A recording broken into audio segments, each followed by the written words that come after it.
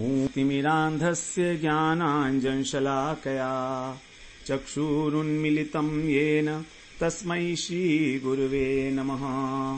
वन्देऽहं श्रीगुरो श्रीयुत्पदकमलं श्रीगुरून् वैष्णवांश्च श्रीरूपं साग्रजातं सगण रघुनाथान्वितं तं सजीवं साद्वैतं सावधूतं परिजन सहितं कृष्ण चैतन्य देवं श्रीराधा कृष्णपादान् सहगण ललिता श्रीविशाखान्वितांश्च तमादिदेवं करुणानिधानं तमालवर्णं सुहितावतारम् अपार संसार समुद्र सेतुं भजामहे भागवत स्वरूपम्।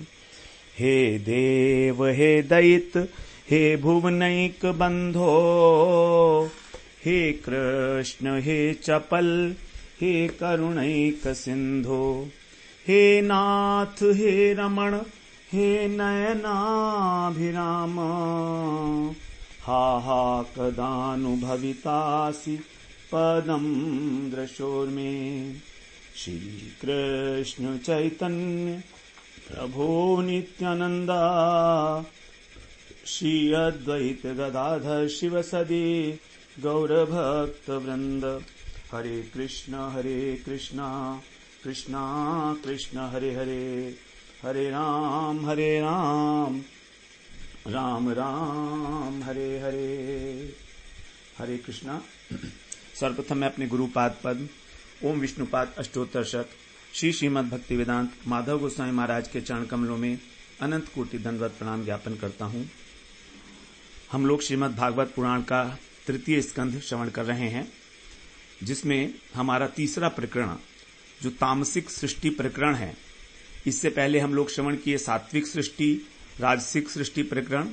अब ये हमारा 14वें अध्याय से आरंभ हुआ है। 6 अध्याय में तामसिक सृष्टि प्रकरण किस प्रकार से इसमें बताया गया कि हिरण्याक्ष का जन्म होता है और उसका वराह भगवान से युद्ध होता है। तो 14वें अध्याय में हम लोग श्रवण किए कि कश्यप जी की जो पत्नी थी दिति, वो संध्या के समय काम वासना से पीड़ित होकर और उन्होंने अपने पति का संग करना चाहा। कश्यप जी ने बहुत समझाया उनको कि देखो ये शुभ बेला नहीं है, इससे सबका अनादर होता है देवताओं का, और विशेषकर शिव जी जो हैं इस समय भ्रमण पर निकलते हैं संध्या के समय, तो उनका अपमान होगा। लेकिन दिति नहीं मानती हैं किसी भी प्रकार से। तो कश्यप जी जो हैं वो देव को प्रणाम करते हैं, ठीक है ऐसा ही होना होगा शायद, इसीलिए ऐसा हो रहा है। तो उसके बाद फिर जो है दिति को बड़ा पश्चाताप हुआ। वो कहती हैं कि हमने गलत किया है और अब आप इस प्रकार से करिए कि हमारा जो संतान हो वो ठीक प्रकार से हो। तो कश्यप जी बोलते हैं देखो तुमने मेरी आज्ञा का उल्लंघन किया और देवताओं को भी तुमने अनादर किया है, तो तुम्हारे पेट से जो बच्चे होंगे वो सारी दुनिया को रुलाएंगे और उच्छृंखलता उनके अंदर होगी, बहुत उच्छृंखल होंगे, निरपराध लोगों को सताएंगे, दीनों को, स्त्रियों को, महात्माओं को जो है कष्ट देंगे। उसके बाद फिर भगवान जो है अवतार लेकर और वध करेंगे। कहते हैं कि देखो तुमको इस बात का एहसास हो गया है कि तुमने गलती की है, इसलिए उनको कहा कि भगवान ही उनका जो है अवतार लेकर वध करेंगे। तो दिति ने कहा ठीक है, तो बहुत अच्छी बात है कि मेरे बेटों का वध जो है भगवान करेंगे साक्षात, और मैं चाहती हूं कि मेरे बेटे जो है ब्राह्मण के हाथ से ना मारे जाएं, क्योंकि ब्राह्मण के हाथ से जिसकी मृत्यु होती है उसका कभी कल्याण नहीं होता। जैसे ब्रह्म शाप से ही परीक्षित जी महाराज को तक्षक काटने वाला है, और अश्वत्थामा जो था वो भी ब्राह्मण था, तो उसके ब्रह्मास्त्र से उनकी मृत्यु आई थी। उसी प्रकार से जो ब्राह्मण कुमार का श्राप मिला है, तो उसी प्रकार से परीक्षित महाराज के लिए जो है ब्राह्मण के प्रति अवज्ञा होने के कारण ये सब हुआ था। भगवान, ये तो भगवान की कृपा है कि पहले भी भगवान ने बचाया, और यहां पर भी फिर सुखदेव महाराज जो हैं आए उनको कथा सुनाने के लिए, तो ये तो भगवान की कृपा है। परीक्षित महाराज ने कहा भी है जब सुखदेव जी आए हैं कि ये तो भगवान की ही कृपा है कि आपका आगमन हुआ है इस जगह पर। मुझे कथा सुनाने के लिए, मेरा कल्याण करने के लिए। तो कश्यप जी ने कहा ठीक है, तुम्हें सद्विचार हुआ है, पश्चाताप हुआ है, मेरे प्रति आदर, भगवान के प्रति भी आदर बुद्धि है, इसलिए तुम्हारे जो पुत्र हैं उनमें से एक पुत्र के 4 पुत्र होंगे और उनमें से एक जो पुत्र होगा वो हमारे सारे वंश का उद्धार कर देगा। उसमें इतनी सामर्थ्य होगी, वो भगवान का परम भक्त होगा, सभी लोग उसका आदर करेंगे, सारे विश्व में उससे जो है प्रसन्न हो जाएगा, सारा विश्व महाभागवत होगा वो। और जब इस प्रकार से कश्यप जी को प्रहलाद महाराज की याद आई तो उसका बखान करने लगे वो, क्योंकि जब भी कभी बहुत अच्छी बात होती है, प्रसन्नता होती है, तो व्यक्ति खो जाता है बात करते करते।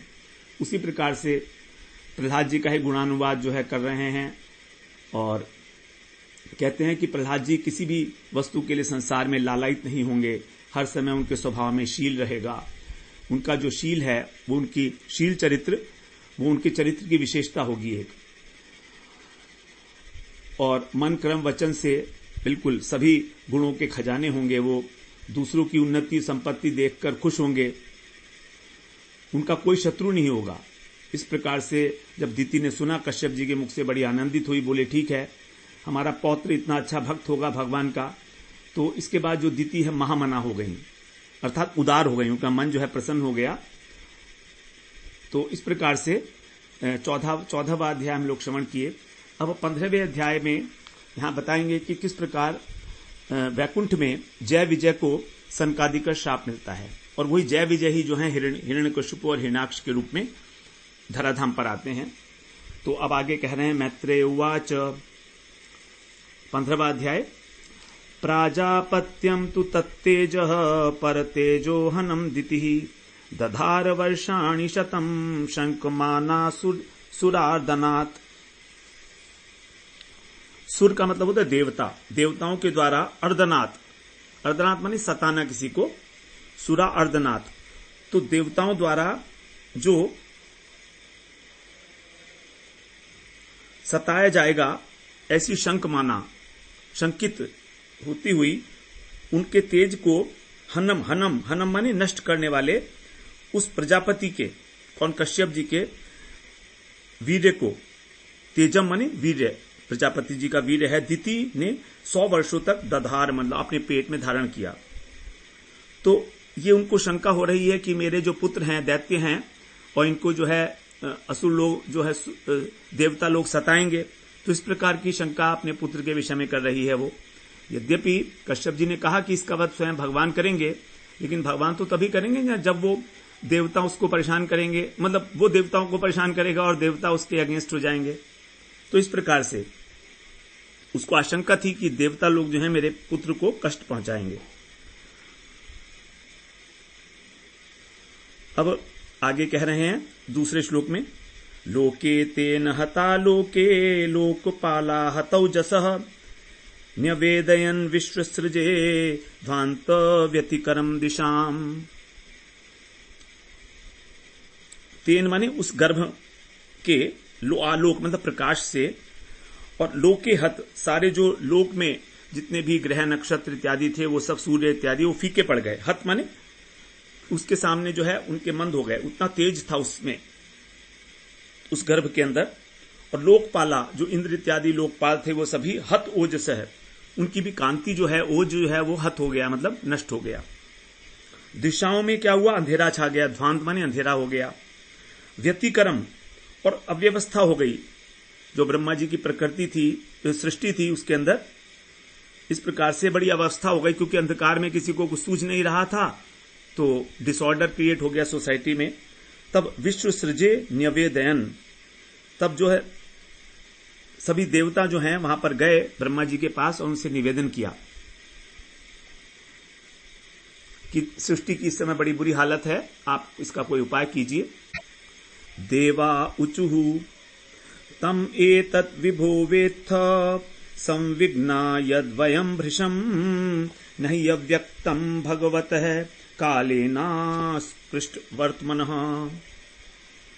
देवा यहां बहुवचन है, देवता बोले हे विभो, ब्रह्मा जी को संबोधन है, यत वयम भृशम, जिससे हम बहुत अधिक उद्विग्न हैं, संविघ्न हो रहे हैं, जिससे हम बहुत सब उद्विग्न हो रहे हैं, एतत्, ये जो अंधकार है, तम माने अंधकार को, वेत्थ, आप जानते ही हो कि अंधकार क्यों हो रहा है, इसका क्या कारण है।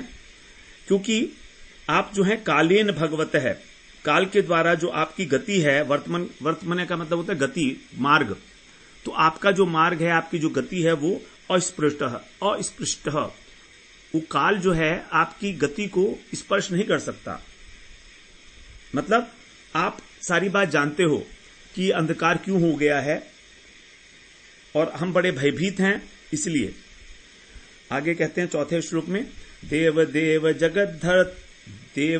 जगद्धाता धातर लोकनाथ शिखामणे परेशाम त्वं भूतानामसि भाववित्।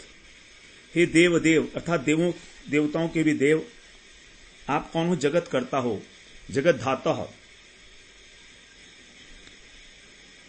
और सभी जगत के आप रचयिता हो, और लोकनाथ शिखामणि, जितने भी लोकपाल हैं, इंद्र वरुण अग्नि वायु इत्यादि जो देवता लोकपाल कहे जाते हैं, यम कुबेर, ये सभी इनके आप कौन हो? शिखामणि, शिरोमणि हो। परेशाम अपरेशाम, जो छोटे हैं और बड़े हैं, भूता नाम प्राणी, उन सब के ही आप कौन हो? भाववित, उनके भाव को जानने वाले हो। आप जानते हैं कि सबका क्या भाव है, क्योंकि सभी आपकी सृष्टि के अंतर्गत आते हैं। 5वें श्लोक में बोलते हैं, नमो विज्ञान वीर्याय माययेदमुपेशुषे गृहीत गुण भेदाय नमस्ते व्यक्त योनये। आप कौन हो? विज्ञान वीर्याय, विज्ञान की शक्ति से आप संपन्न हो, आपको नमस्कार है। माया इदम, ये जो माया है, इसको उपेयुषे माने स्वीकार करके, गुण भेदाय, त्रिगुणों के भेद से, सत्व रज और तम, आपने इस रूप को, ब्रह्मा रूप को धारण किया है, ग्रहण किया है। और आपका अव्यक्त योनि, अर्थात आपका जो उत्पत्ति स्थान है वो क्या है, किसी को पता नहीं है। क्योंकि ब्रह्मा जी तो कमल के पुष्प पर प्रकट हुए थे ना, तो किसी को मालूम नहीं है ब्रह्मा जी का जो है आरंभ कहां से हुआ है, तभी उनको स्वयंभू कहा जाता है। ते नमः, आपको प्रणाम है। आगे कहते हैं 6ठे श्लोक में, ये त्वानन्येन भावेन भावयन्त्यात्म भावनम आत्मनि प्रोत भुवनम परम सद असदात्मकम। सत और असत, हम पहले भी श्रवण कराए हैं, कार्य और कारण को बोलते हैं सत और असत। तो कार्य होता है, कारण पहले होता है, कार्य बाद में होता है। जैसे धागा है, तो धागे से कपड़ा बनता है, तो कपड़ा जो है कार्य है और धागा जो है कार्य है। तो इस प्रकार से जो कार्य कारणात्मक जो इस त्रिभुवन है, भुवनम माने ये त्रिभुवन, इस संसार के अंदर प्रत्येक कार्य का कोई कारण होगा, बिना कारण के कोई कार्य नहीं है यहां पर, क्योंकि ये प्रकृति के द्वारा रचित है। लेकिन इस संसार से परे जो कारण समुद्र है, उससे परे जो वैकुंठ धाम है, वहां पर कार्य कारण नहीं होता है। इसलिए इस जगत को कहा जाता है कार्य कारणात्मक। तो ये जो त्रिभुवन है, ये आप इसके अंदर प्रोतम, आप इसके अंदर ओतप्रोत हो, व्याप्त हो आप, और परम उससे परे भी हो। देखिए बड़ी बढ़ा चढ़ाकर स्तुति की जा रही है ब्रह्मा जी की, क्योंकि अपना काम सिद्ध करना है देवताओं को। वास्तव में ऐसा है नहीं, जो स्तुति की जा रही है यहां पर वो ऐसा है नहीं, क्योंकि ब्रह्मा जी भी इस ब्रह्मांड के अंतर्गत ही हैं। आ ब्रह्म भुवना लोका पुनरावर्तिनो अर्जुन, भगवान ने कहा गीता में। लेकिन जब अपना काम बनवाना होता है तो स्तुति कुछ और बढ़ा चढ़ाकर की जाती है, वही यहां पर हो रही है। आत्म भावनम, आप स्वयंभू हो। ये तू अन्य ने, जो अनन्य भाव से चिंतन करते हैं, ध्यान करते हैं, अनन्य भावेन, तो यहां पर कह रहे हैं कि आप जो हैं सभी जीवों का उत्पत्ति स्थान हो, और आपका अनन्य भाव से जो ध्यान करते हैं वे लोग, 7वें श्लोक से साथ इसका अन्वय है ना, इसीलिए तेषां सुपक्व योगानां जित्श्वासेन्द्रियात्मनां लब्धयुष्मत् प्रसादानां न कुतश्चित् पराभवः। ऐसे जो सुपक्व योगी हैं, जो आपका चिंतन करते हैं अनन्य भाव से, सुपक्व योगी नाम, जो अपने योग में पक चुके हैं, ऐसे उन्होंने क्या किया है, श्वास इंद्रिय, अपने श्वास को, अपनी इंद्रियों को, और आत्मानम माने अपने चित्त को वश में कर लिया है, जित माने वश में कर लिया है। ऐसे जो योगी हैं वे युष्मत, आपकी प्रसादानाम लब्ध, कृपा को प्राप्त, जिसने आपकी कृपा प्राप्त की है, अर्थात उन योगियों ने कुतश्चित पराभव न, उनका कभी पराभव नहीं होता। तो कह रहे हैं कि जिन योगियों ने आपका आश्रय लिया है और आपका चिंतन करते हैं अपने मन बुद्धि चित्त को जीतकर, उनका कभी जो है किसी प्रकार की हानि नहीं होती है, क्योंकि वे आपकी कृपा कटाक्ष से कृतकृत्य हो जाते हैं, उनका कभी वास नहीं होगा। 8वें श्लोक में कहते हैं, यस्य वाचा प्रजा सर्वा गावस्तन्येव यंत्रिता हरन्ति बलिमा यत्तास् तस्मै मुख्याय ते नमः। यहां पर ब्रह्मा जी की बहुत प्रशंसा है।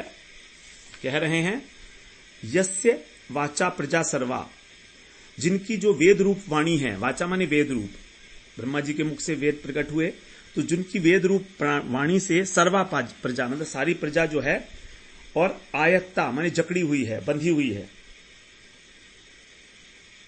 कैसे बंधी हुई है?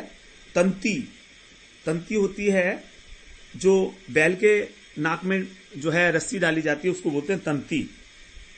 तो जैसे बैल की नाक में रस्सी होती है और यंत्रिता गाव है, उससे उस रस्सी के द्वारा वो जो बैल है, गाव है माने बैल है, वो बंधा होता है, उसको नियंत्रित किया जा सकता है। उसी प्रकार से जितने भी लोग हैं वे आपकी वाणी रूपी तंती से, वाणी रूपी रज्जू से, अर्थात वेद रूपी रज्जू से बंधे हुए हैं। बलिम हरंती, और आपको उपहार, बलि का अर्थ है उपहार, आपको जो उपहार समर्पित करती है सारी जनता। तस्मै ते मुख्याय नमः, उस आप सबके प्रमुख को, जो आप मुख्य हो, सबके नियंता हो, हम आपको प्रणाम करते हैं। तो देखिए यहां बताया कि जितनी भी समाज है, जितना भी संसार है, वो जो वेदत्रयी है, यहां पर वेदत्रयी के लिए कहा गया कर्मकांड, कि सभी लोग कर्मकांड के अंदर जकड़े हुए हैं। एक कर्म करते हैं, संस्कार बनता है, फिर दूसरा बनता है, जन्म होता है, फिर कर्म करते हैं, फिर संस्कार बनता है। तो ये जो है, जब तक हम कर्मकांड में लगे रहेंगे तब तक हमारे कर्म संस्कार बने रहेंगे और हम जकड़े रहेंगे माया के बंधन में। तो यही बात कह रहे हैं। 9वें श्लोक में बोलते हैं, सत्वं विधत्स्व शंभुमंस तमसा लुप्त कर्मणाम अधभ्रदया दृष्टिया आपन्ना नरहसी क्षितुम। हे भूमन, अर्थात हे सर्वव्यापक, आप स्वत्वम, वह आप, स्व माने वह, त्वम माने आप, तमसा अंधकार के कारण जो ये लुप्त हो रहे हैं, लुप्त कर्मणा, यहां पर कर्मणा के लिए कहा है जो संध्या वंदन इत्यादि करते हैं, शुभ कार्य करते हैं। तो जब अंधकार हो जाएगा तो संध्या तो कर ही नहीं पाएंगे। तो जितने लुप्त संध्या वंदन करने वाले हैं लोग, इनका शम विधत्स्व, इनका कल्याण कीजिए। सारे लोग, सारे ही कर्म लुप्त हो जाते हैं, संध्या वंदन क्या, कुछ भी नहीं कर पाएंगे। तो जब ये शम का मतलब होता है कल्याण, शांति, तो उनकी शांति का विधान कीजिए, क्योंकि बड़े व्याकुल हो रहे हैं। अधब्र दया, अधब्र माने अपार, और आपकी जो दया है उसकी अपार दया की दृष्टि से आपन नान, हम आपकी शरणागत हैं। इक्षितुम और हसी, आपको देखने के योग्य है, अर्थात हम शरणागतों की ओर आप अपनी अपार कृपा दृष्टि से, दया दृष्टि से निहारिए, देखिए हमको, मतलब हम पर कृपा कीजिए, क्योंकि अंधकार हो गया तो कोई भी व्यक्ति कोई भी कार्य नहीं कर पाएगा। धार्मिक अनुष्ठान तो ठीक ही है और बाकी कार्य भी नहीं कर पाएगा अंधकार में। तब 10वें श्लोक में बोलते हैं, एष देवदिते गर्भ ओज काश्यपमर्पितम दिशस्तिमिरयन् सर्वा वर्धते अग्निरिवेधसी, अग्निरिव एधसी, अग्नि के समान, अग्नि के समान कह रहे हैं। एष देवतिते गर्भ, हे देव, ये जो काश्यपम, काश्यपम माने कश्यप का, जो कश्यप ऋषि का ओज मतलब वीर्य है, ये अर्पित किया गया है। कहां पर? दिते गर्भ, दिति के गर्भ में। और वही जो है सर्व दिशा तिमिरयन, उसी से सारी दिशाएं जो अंधकारमय हो गई हैं। एधसी माने ईंधन, तो ईंधन के कारण वो अग्नि के समान वर्धते माने बढ़ रहा है। धीरे धीरे दिति के पेट में जो गर्भ है दिति का, वो कश्यप जी के वीर्य से जो स्थापित हुआ है, वो धीरे धीरे बढ़ रहा है। अब आगे बोलते हैं 11वें श्लोक में मैत्रेय जी बताते हैं।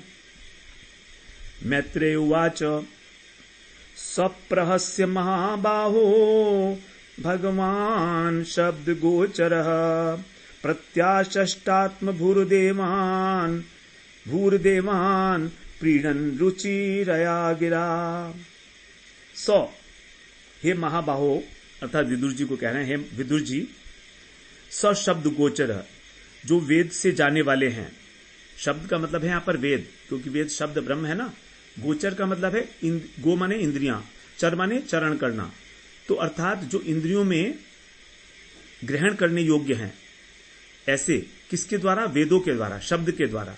तो इसलिए ब्रह्मा जी के लिए कहा गया शब्द गोचर, जो वेदों के द्वारा जाने वाले हैं वे भगवान आत्मभू, भगवान ब्रह्मा जी, प्रहस्य माने हंसकर, रुचि रया गिरा, अपनी मधुर सुंदर वाणी से देवान प्रीणन, उनको प्रसन्न करते हुए देवताओं को प्रत्याचष्ट उत्तर देने लगे। अब 12वें श्लोक से ब्रह्मा जी जो है उत्तर दे रहे हैं, कह रहे हैं। ब्रह्मोवाच मानसा मे सुतायुष्मत् पूर्वजा सनकादयः चेरुर्विहाय सा लोकान् लोकेषु विगत स्पृहा। अब ये जो दिति के गर्भ में हिरण्यकशिपु और हिरण्याक्ष हैं, उनके कह रहे हैं कि पहले कौन थे, किस प्रकार से जो गर्भ में आए हैं दिति के, उसका पूरा जो इतिहास है वो ब्रह्मा जी आगे बताएंगे डिटेल में। कह रहे हैं युष्मत माने तुम लोगों से, पूर्वजा तुमसे पहले भी उत्पन्न, जो मे मानसा सुता, मेरे मानस पुत्र हैं। देवता तो बाद में उत्पन्न हुए हैं, सबसे पहली सृष्टि तो जो है, सबसे पहली सृष्टि ब्रह्मा जी की जो है चतुसन की है, तो उन्हीं के लिए कह रहे हैं जो मेरे मानस पुत्र हैं। सनकादय, सनकादिक ऋषि, लोकेशु विगत स्पृहा, समस्त लोकों में निष्प्रिय होकर, किसी भी प्रकार की कामना को न रखते हुए, विहासया आकाश मार्ग में लोकान चेरू, लोकों के अंदर, अलग अलग लोकों के अंदर घूमते थे, वहां पर विचरण करते थे, तुमसे पहले जो पैदा हुए थे। अब 13वें श्लोक में बोलते हैं, तो एकदा भगवतो वैकुंठस्यामलात्मनः ययुर्वैकुंठ निलयम सर्वलोक नमस्कृतम। एकदा, तो एक बार वे, तो का मतलब है यहां पर ते, क्योंकि आगे ए आ गया है ना, एकदा, तो इसलिए यहां पर ते में से ए का लोप हो गया है, तो आ गया है। तो बोलते हैं एक बार वे सनकादिक ऋषि जो थे, भगवत है अमलात्मन है, जो भगवान है। अमल का मतलब होता है निर्मल, जिसमें किसी प्रकार का मल न हो, ऐसे जो निर्मल स्वरूप भगवान है। वैकुंठस्य, वैकुंठ के अर्थात नारायण के, भगवान का एक नाम वैकुंठ भी है, वैकुंठ में रहते हैं, और वैकुंठ भी उनका एक नाम है। वैकुंठ प्रिय दर्शनम 11वें स्कंद में आएगा। सर्वलोक नमस्कृतम, जो सभी लोकों के द्वारा प्रणम्य हैं, सभी जितने भी प्राणी हैं सब उनको प्रणाम करते हैं। वैकुंठ निलयम ययुहु, वैकुंठ धाम में गए। तो एक बार वो घूमते घूमते सनकादिक ऋषि वैकुंठ धाम में गए। अब आगे बोलते हैं, वैकुंठ धाम का वर्णन है बड़ा सुंदर। आगे 14वें श्लोक में बोलते हैं, वसंति यत्र पुरुषा सर्वे वैकुंठ मूर्तयः ये अनिमित्त निमित्तेन धर्मेण आराधयन् हरिम। ये माने जिन्होंने अनिमित्त निमित्तेन, कोई निमित्त नहीं था तो भी, अर्थात निष्काम भाव से, धर्मेण माने धर्म का पालन करना, हरिम आराधयन, भगवान की आराधना की है। सनत कुमार के विषय में बता रहे हैं, जब ब्रह्मा जी ने इनको आदेश दिया था कि तुम सृष्टि करो, तो ये तो 5 वर्ष के बालक हैं, अवधूत, नग्न रहते हैं और सारी जगह घूमते रहते हैं, भगवान की कथाएं करते रहते हैं। पहले आ चुका है कि इनमें से एक जो है कथा करता है और बाकी तीनों सुनते हैं, और हरि शरणम हरि शरणम हरि शरणम, इनके मुख से हमेशा यही ध्वनि निकलती रहती है। तो इस प्रकार से वो कह रहे हैं कि इन्होंने निष्काम भाव से भगवान की जो है आराधना की है। सर्वे पुरुषा वैकुंठ मूर्तय, और ये सब जो हैं वैकुंठ मूर्तय, जो भगवान विष्णु के समान रूप में यत्र वसंती, जहां पर निवास करते हैं, अर्थात वैकुंठ धाम में सभी लोग विष्णु रूप में रहते हैं और प्राप्त भी उन्हीं को होता है, वो जो सब प्रकार की कामनाएं जो हैं छोड़ के भगवान के शरणागत हो जाते हैं। वसंती यत्र पुरुषा सर्वे वैकुंठ मूर्तय। हाँ, यहां वैकुंठ के विषय में बताया जा रहा है कि वैकुंठ में कौन लोग निवास करते हैं। जो लोग सब कामनाएं छोड़कर अनिमित्त निमित्तेन धर्म का आराधन करते हैं, भगवान का भजन करते हैं, उन्हीं को वो प्राप्त होता है वैकुंठ धाम। और वहां पर वो कैसे रहते हैं? वैकुंठ मूर्ति होकर, अर्थात चतुर्भुज रूप में, जैसे भगवान विष्णु रहते हैं उसी प्रकार से सभी वहां के निवासी हैं। आगे कह रहे हैं अब 15वें श्लोक में, यत्र चाद्य पुमानास्ते भगवान शब्द गोचरः सत्वं विष्टभ्य विरजम स्वानाम नो मृणयन वृषः। जहां पर वैकुंठ की बात कर रहे हैं, जहां पर भगवान शब्द गोचर, जो श्रुतियों के द्वारा वेदों के द्वारा प्रतिपाद्य हैं। ब्रह्मा जी के लिए भी इससे पहले आया था शब्द गोचर, और शब्द का अर्थ शब्द ब्रह्म अर्थात वेद अर्थात श्रुति। तो जो वेदों के प्रतिपाद्य विषय हैं वे, वृष माने धर्म, वृष को यहां पर बैल की तरह से कहा गया है, जो धर्म मूर्ति हैं। हम नौ माने अपने, हम स्वाना माने अपने आश्रितों के लिए, जो मृणयन उनको सुख देने के लिए, विरजम का मतलब बिना किसी मल के अर्थात निर्मल, और सत्वम विष्टभ्य सत्वमय स्वरूप धारण करके आद्यम पुमान आस्ते आदि पुरुष भगवान के रूप में विराजमान हैं।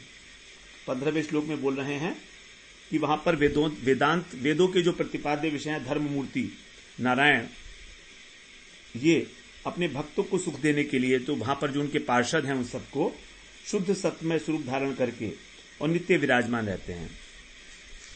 16वें श्लोक में बोलते हैं, यत्र नैश्रेयसं नाम वनम काम दुघैर्द्रुमई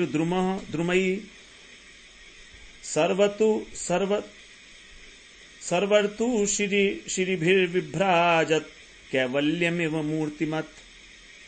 यहां पर क्या है? मूर्तिमान, कैवल्य के समान, कैवल्य मोक्ष के समान, जो क्या है? सर्व ऋतु शिरिभि, जहां पर सभी ऋतुओं की शोभाएं विराजमान हैं। काम धुक, कल्प वृक्षों से भरा हुआ, द्रुम माने वृक्ष, निश्रेयस वनम, निश्रेयस नाम का एक वन, विभ्राजत सुशोभित हो रहा है। तो वैकुंठ के अंदर एक वन है, उसका नाम है निश्रेयस। निश्चय का मतलब होता है कल्याण वास्तव में, और निश्रेयस का मतलब होता है संपूर्ण रूप से जो कल्याणकारी है। तो अर्थ तो इसका यह है, लेकिन वहां पर उस वन का नाम ही है निश्रेयस। अब उस जो वन है उसकी बड़ी सुंदर और बड़ी विस्तृत रूप से वहां पर वर्णन किया गया है। आगे काफी ज्यादा इसके श्लोक हैं वन के लिए, कि वहां पर किस प्रकार से जो है सभी प्रकार का सौंदर्य विराजमान है। यहां पर हम लोग जो हैं इसका केवल उच्चारण करेंगे और इसका शब्द अर्थ ना करते हुए एक नैरेटिव के फॉर्म में, कथा की फॉर्म में हम इसको श्रवण करेंगे, क्योंकि एक एक शब्द में जाना फिर बहुत मुश्किल हो जाएगा और इतना इसका ज्यादा उपयोग भी नहीं है। तो कहते हैं 17वें श्लोक में, वैमानिका सललनाश्चरितानि यत्र गायन्ति लोक शमल क्षपानि भर्तु अंतर्जलेनु विकसन् मधुमाधवीनां गंधेन खंडित धियोप्यनिलम क्षिपन्तः। 17वें श्लोक में कह रहे हैं कि वहां पर किस प्रकार का जो वो वन है, निश्चयस वन, तो वहां की जो छटा है उसका यहां पर वर्णन कर रहे हैं। 17वें श्लोक में कह रहे हैं वहां पर वैकुंठ धाम वासी जो हैं वो अपनी स्त्रियों के साथ और विमान में विचरण करके, विमानिका सललना माने अपनी अपनी स्त्रियों के साथ सभी जीवों के जो समस्त प्रकार की मलिनताएं हैं उनको नष्ट करते हुए और प्रभु की जो पवित्र लीलाएं हैं उनका गुणगान करते हैं। जो भगवान की लीला कथा हैं वो हमारे मन की मलिनता को, शमल को नष्ट करती है, उनका गान करते रहते हैं सभी, और निरंतर गुण कीर्तन में इतने निमग्न रहते हैं कि जब सरोवर के तट पर मकरंद युक्त माधवी लता खिलती है और वसंत काल के पुष्पों की सुमधुर गंध उनके चित्त को आकर्षित करती है, उस समय वे इस गंध को वहन करने वाली वायु की भी उपेक्षा करते हैं। किस प्रकार से वो भगवान के चरित्र में इतने निमग्न हो जाते हैं कि प्रकृति का जो सौंदर्य है वो भी उनको किसी प्रकार से आकर्षित नहीं कर पाता, वैकुंठवासियों को, क्योंकि वो इतने कमिटेड हैं भगवान के प्रति, इतने शरणागत हैं। 18वें श्लोक में बोले हैं पारावतान्य भृत सारस चक्रवाक दात्यूह हंस शुक तिरिबर्हिणाय कोलाहलो विरमते चिरमात्र मुच्चैर भृंगाधिपे हरिकथामिव गायमाने।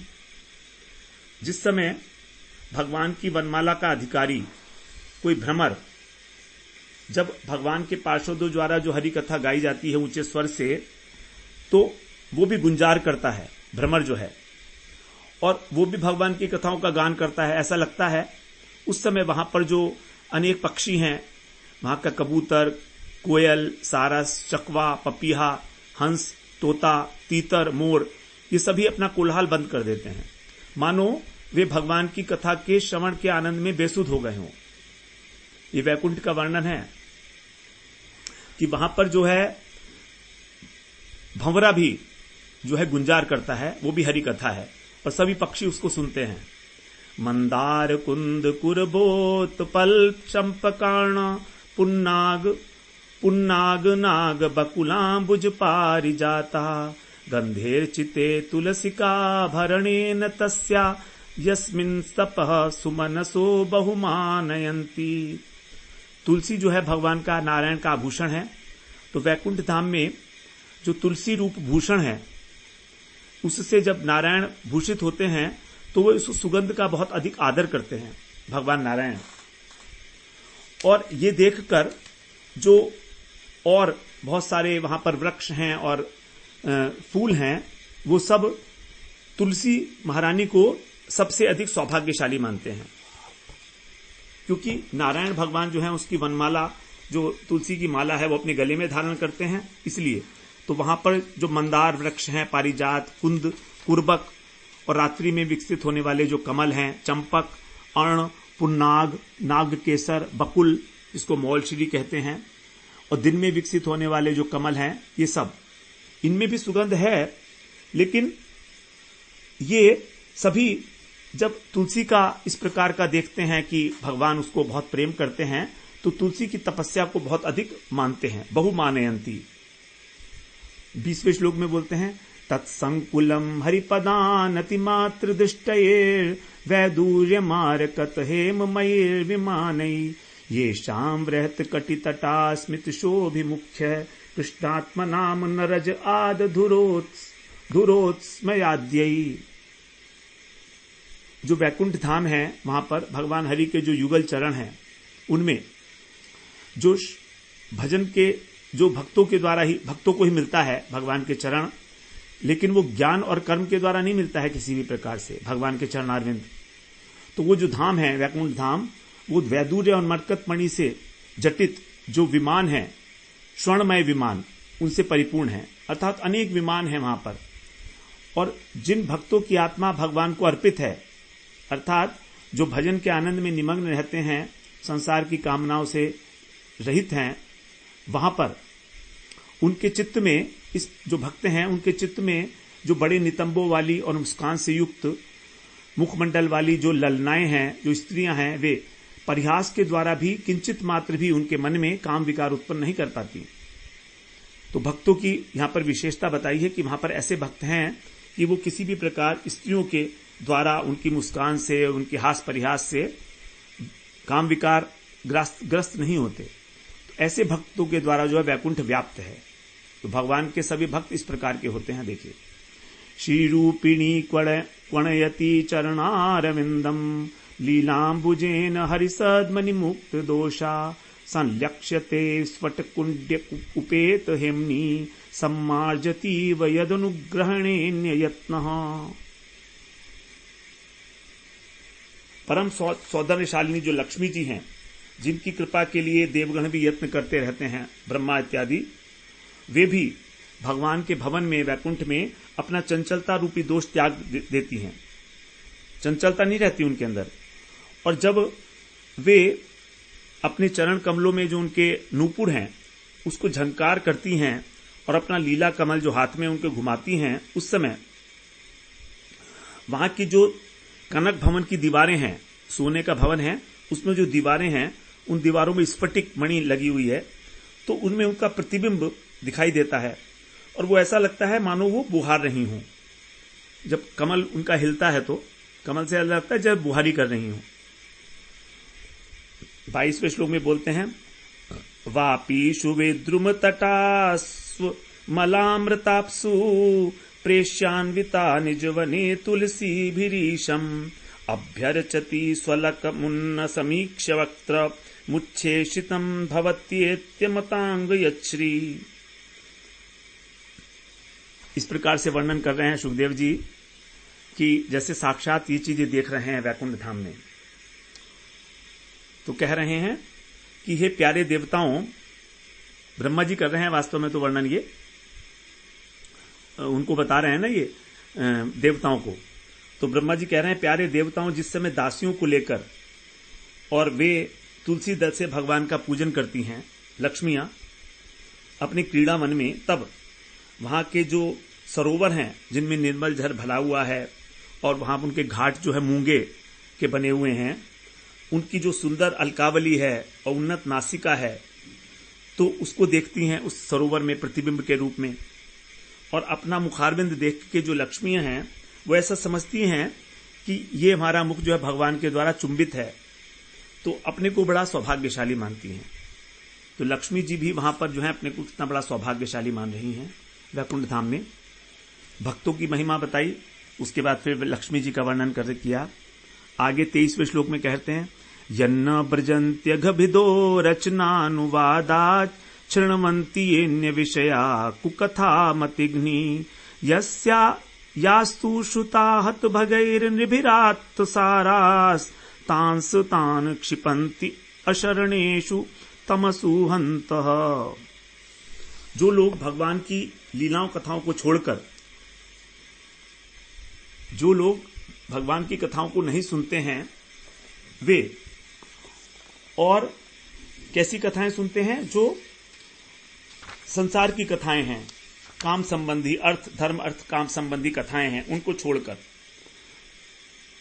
लीला कथाओं को छोड़कर जो मतिघ्नि, जो बुद्धि का नाश करने वाली अन्य विषय माने लौकिक विषयों की जो कथाएं हैं, निंदित कथाएं, कुकथा, कथा नहीं है वो कुकथा है, शृण्वन्ति सुनते हैं और यत न व्रजंती वहां नहीं जाते, उनका वहां पर कोई स्थान नहीं है वैकुंठ में। या तो हंत, जिसे